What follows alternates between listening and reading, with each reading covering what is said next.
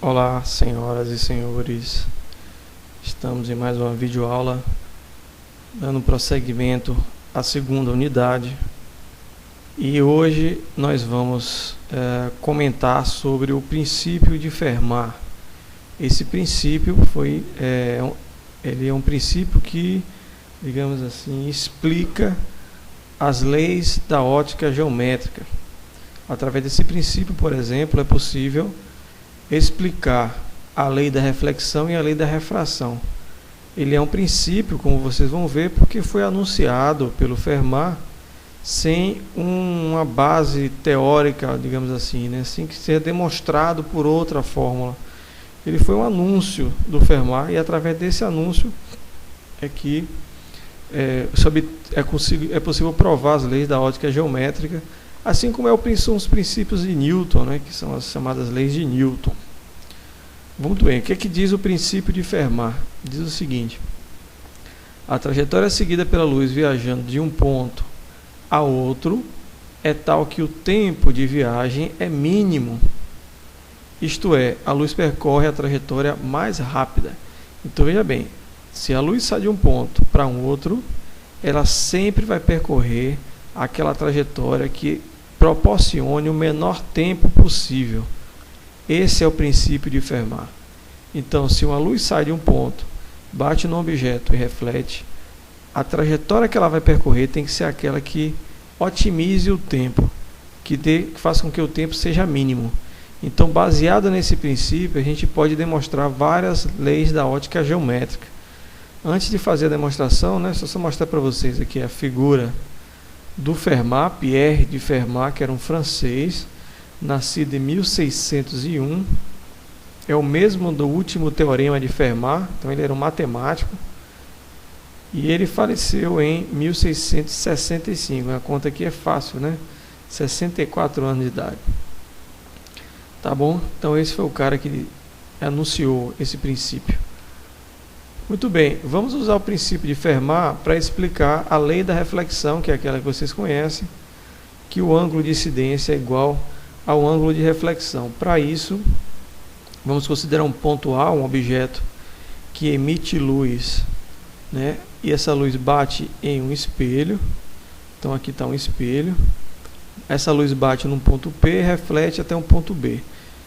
A gente está interessado em descobrir em que ponto do espelho essa luz bate, para poder a trajetória da luz ser a que tem o menor tempo possível. Tá certo? Porque a gente não pode, a princípio, afirmar que ele vai bater no ponto que tem o mesmo ângulo de incidência e refração, porque aí você não está provando a lei da reflexão, né? Está querendo justamente obter essa lei a partir do princípio de Fermat. Então nós temos aqui infinitas possibilidades de pontos onde essa luz pode bater e refletir para o ponto B. A gente precisa encontrar qual é o ponto que esse caminho tem o menor tempo, e esse ponto tem que ser aquele em que o ângulo de incidência é igual ao ângulo de reflexão. Vamos ver se isso é verdade, né? Para poder ajudar na resolução desse problema, o que a gente faz? Nós vamos fazer uma imagem, né? Criar uma imagem espelho aqui desse ponto A, que eu chamo de A'. É uma imagem que tem a mesma distância, né? Como se fosse uma imagem mesmo no espelho, tá? Mesma distância, eu vou transformar esse ponto A num ponto A', que está do lado de cá. E aí veja bem, aí agora o meu raio de luz é como se saísse daqui de baixo e fosse até o ponto B, certo? Porque a distância percorrida aqui embaixo, por isso tracejado, é a mesma distância que ele percorreria aqui em cima. Mas a gente coloca aqui embaixo porque aí você utiliza um dos princípios da geometria plana, que diz que a menor distância entre dois pontos é uma reta. Então, entre A' e B, a menor distância percorrida vai ser uma linha reta. Então, ele vai bater nesse ponto P mínimo aqui.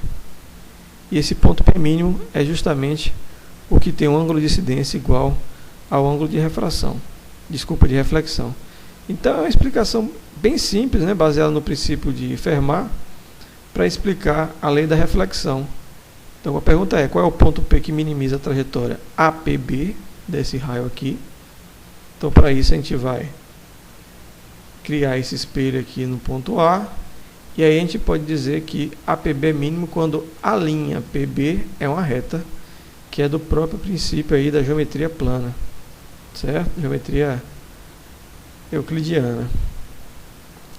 Muito bem, como seria então a demonstração do princípio da refração segundo o princípio de Fermat?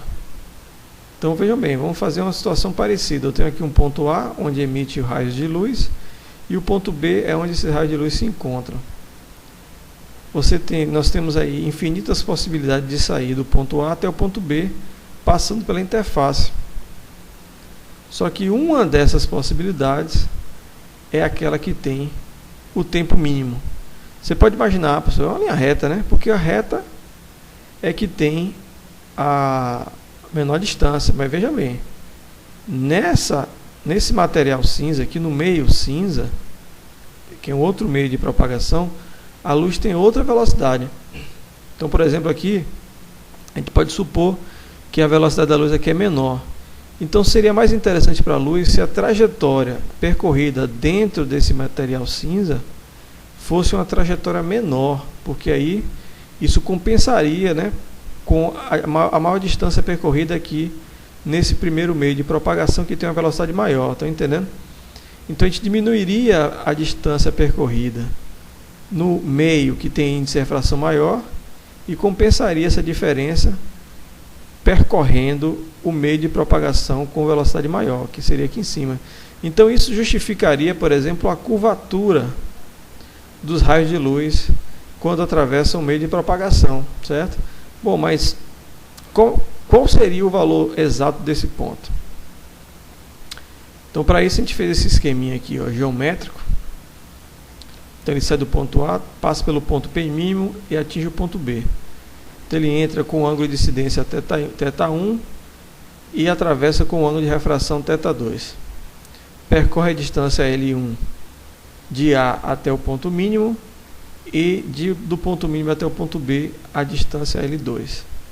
Eu vou chamar de X essa distância aqui, A essa distância aqui da superfície até o ponto A, D menos X essa distância, D é a distância entre os dois pontos, tá? Tá aqui D, e D menos X é essa aqui, que é o que sobra.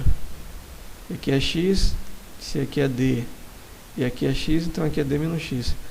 E essa distância aqui não está desenhada aqui no desenho, mas aqui é o nosso B minúsculo, tá bom? E aí vamos trabalhar com a geometriazinha aqui, né? A pergunta é, qual é o ponto P que minimiza o tempo gasto pela luz na saída de A até B? É a mesma questão levantada no problema anterior, só que aqui é mais complicado de fazer do que no outro, né?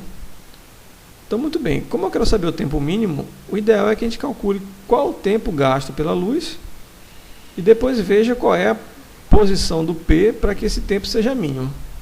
Calcular tempo, como a luz anda em movimento uniforme, né? O tempo vai ser distância percorrida sobre velocidade.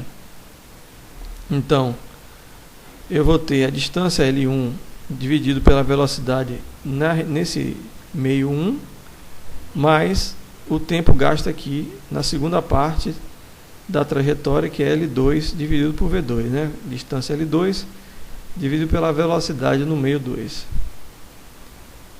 Bom, eu substituo a velocidade pela definição do índice de refração, que é C sobre N. Então está aqui. E aqui eu só faço inverter a fração, tá? Que é divisão de fração, você sabe que eu conservo a primeira e multiplico pelo inverso da segunda, então isso aqui inverte. Fica N1 sobre C. Então está aqui. O que mais que a gente pode fazer? Veja bem. Eu posso escrever L1, né? L1, veja que isso aqui é um triângulo retângulo. Ó.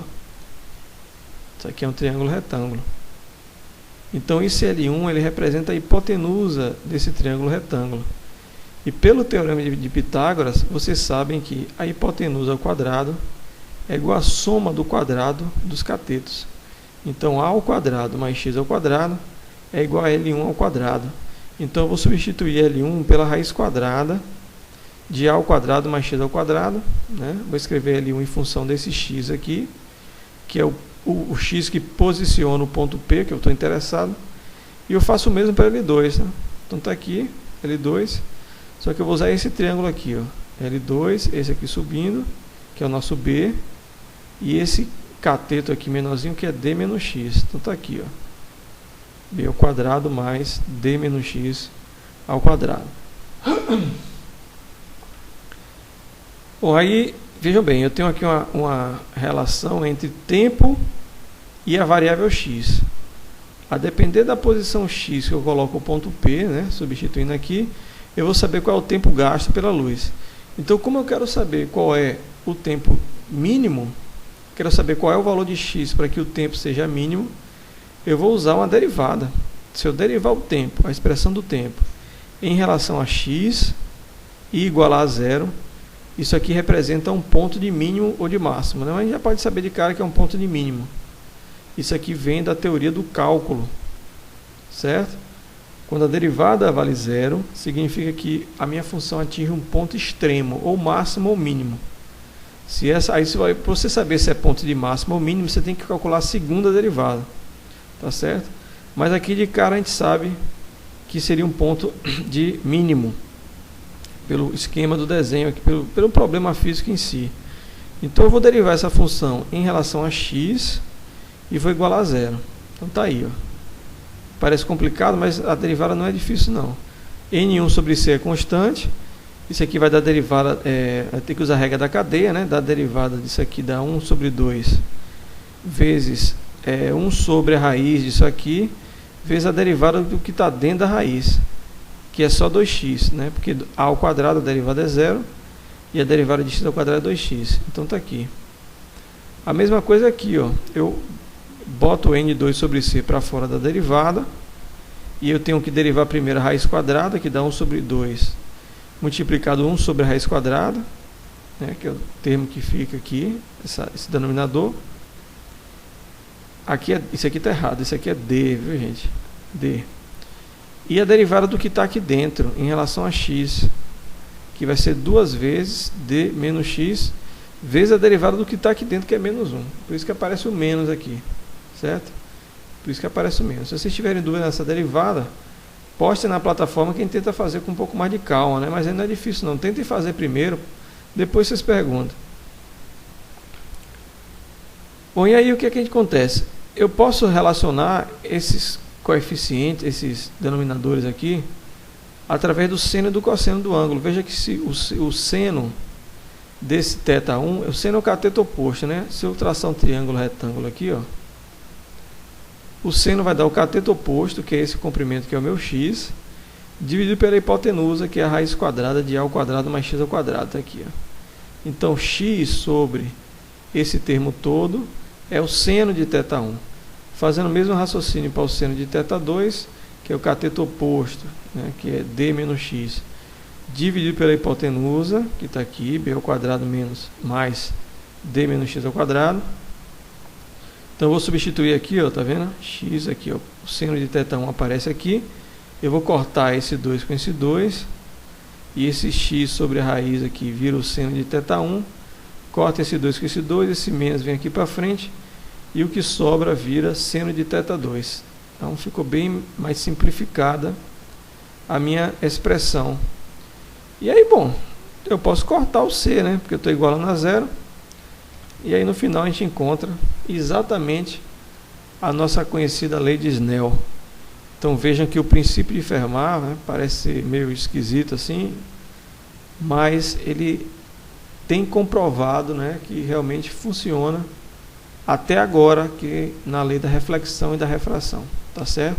A gente ainda pode usar esse princípio de Fermat para outras situações, para encontrar, por exemplo, formação de imagem em espelhos curvos e lentes delgadas também, tá certo? Alguns livros fazem esse cálculo, outros livros não. Aqui talvez a gente não faça por esse caminho, mas ele pode ser feito também. Tá ok, gente? Então era isso que eu queria mostrar. Qualquer dúvida postem lá aí. Até a próxima. Fui.